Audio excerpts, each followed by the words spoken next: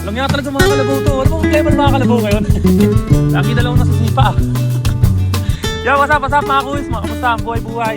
Today is Monday, panibagong araw, panibagong blessing syempre. And welcome sa aking video. Nandito na naman ako syempre para manggulo sa inyong newsfeed. You know? So today is April 13. April 13 na. Pang 104 days na nating nagpa-plank. So ano magagawa? Plank na tayo, tara!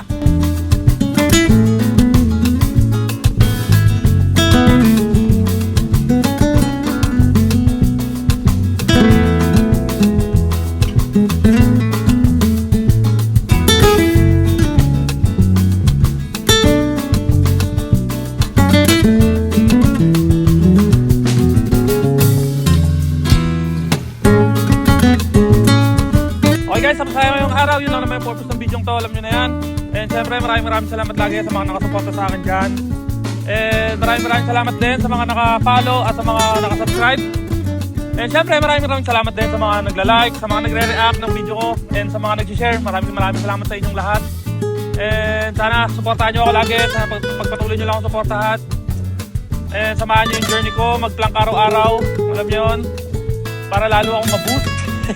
So yun guys, yun lang naman yung purpose ng video to, mag-plank araw-araw, wala nang iba.